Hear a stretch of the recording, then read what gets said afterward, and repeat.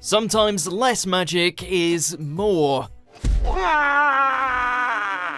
Welcome to WatchMojo UK, and today we're counting down our picks for the top 10 reasons Fantastic Beasts is ruining Harry Potter. Before we begin, we publish new content every day, so be sure to subscribe to our channel and ring the bell to get notified about our latest videos. For this list, we'll be looking at the reasons why this would-be hit is more of a dud. A few spoilers are ahead. Number 10, the mystery is over. When Harry Potter first hit the shelves, no one knew what to suspect, but the originality of the plot, richness of the characters, and expansive world swept readers away. You're a wizard, Harry. I'm a what? A wizard. And a thumping good one, I'd wager. Soon after, as films hit theaters, the rest of the Muggles got a taste of the wizarding world, and the series became a bona fide franchise and international phenomenon. There was so much to imagine and uncover. However, with Fantastic Beasts, a lot of the imaginative heavy lifting is over. You prefer pie or strudel? I really don't have a preference. Worse, the creative team seems dead set on explaining every little mystery, even ones audiences didn't demand answers for. I never really talked to a nomad before. Huh. Really? Number 9, the lead actors are Oscar-winning A-listers. Fantasy requires suspension of disbelief. An instantly identifiable face can bring you out of the story and make you more aware that you're watching a movie. The Harry Potter franchise took a risk with unknown child actors in the leads, and it paid off big. Rictus Emperor!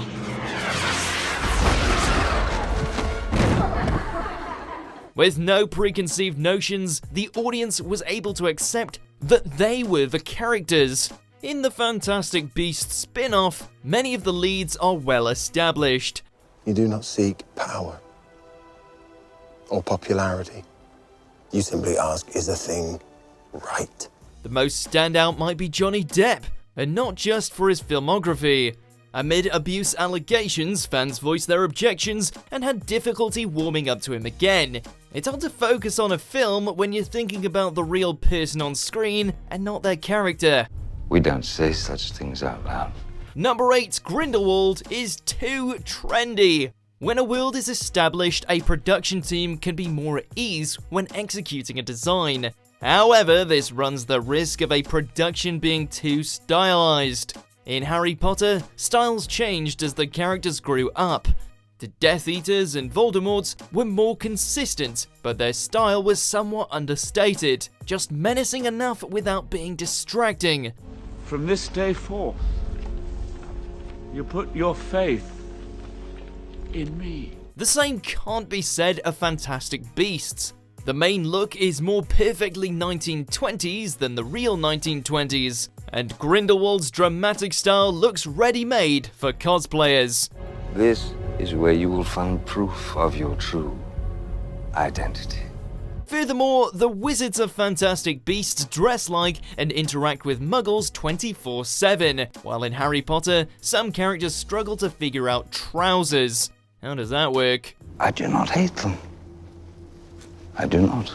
Number 7, it doesn't understand its audience. The Harry Potter films grew up as their audience did, gradually embracing more mature themes, but Fantastic Beasts often seems stuck somewhere in the middle. The franchise wants to be edgy, but also appeal to families in a safe way, and as a result it bounces back and forth between childish and adult tones. Name it that way, officer. Hands up!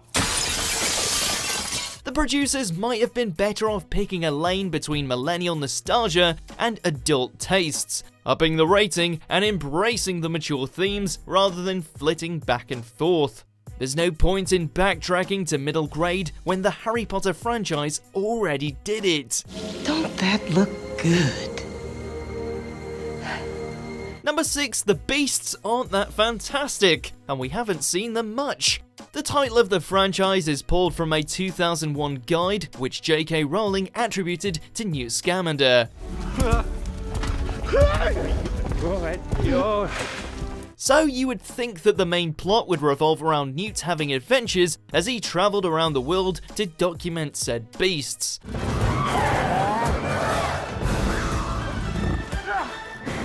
In reality, it's about the rise, and we presume fall, of the dark wizard Grindelwald.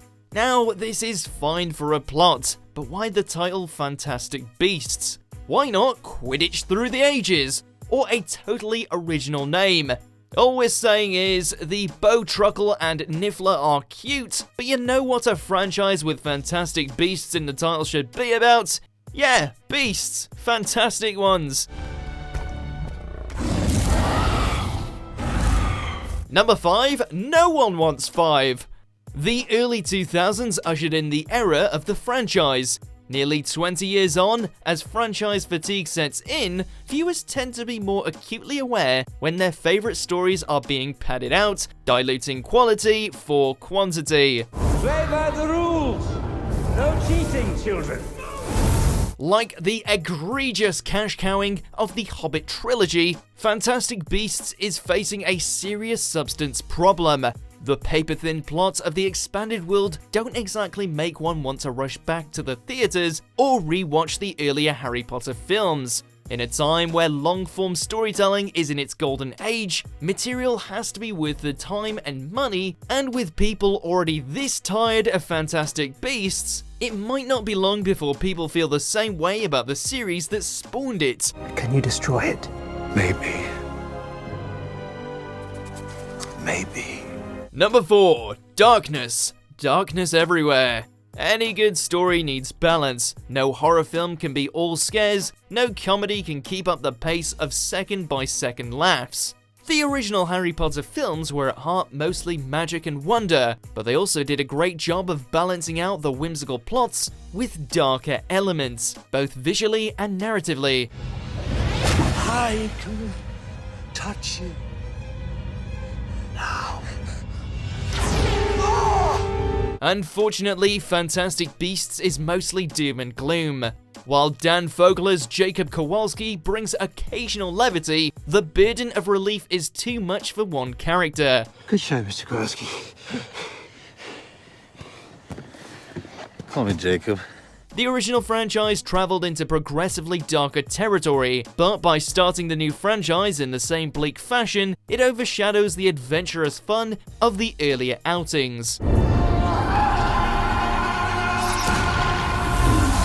Number 3, it's about money, not magic. The original series was a tall order when it began. 7 books to adapt would make any studio wary, but Warner Brothers banked big enough to even expand the final film into 2 parts. Fans still debate whether the 8th movie was necessary, was it padding or a detailed use of the source material, but in the end everyone was more or less satisfied. Which is why audiences raised collective eyebrows at the announcement that there would be 5 Fantastic Beasts movies. No! Gwynny, don't do it! There's no established storyline to follow. The motivation for that many films is painfully obvious. Think of it this way, without the Harry Potter coattails to ride on, would this series even exist?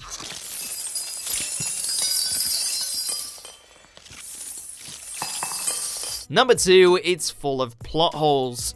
The original Harry Potter books and movies were well plotted and populated with engaging, well-developed characters. There were rules and everything ticked along like an efficient clock. Sadly, the same can't be said of Fantastic Beasts. Why did Grindelwald have to infiltrate MAC USA? Do you think you can hold me? Newt and Tina are sentenced to death on the spot, but Grindelwald gets a trial date? Why memory wipe or kill off characters only to bring them back? Why? Why? Hey! No! Get over here, you maniac! Worse, that lack of cohesion is affecting the original franchise. Rules that were established and understood in Harry Potter are reworked or abandoned. Old characters are the wrong age, and the new characters don't seem to have individual agency, their actions just forward the plot. That is what we are fighting. That is the enemy.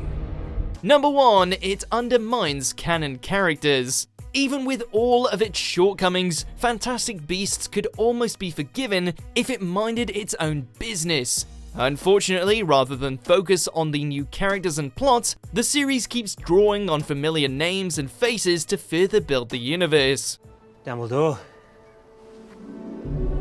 These sorts of Easter eggs are supposed to charm audiences, but they take it too far.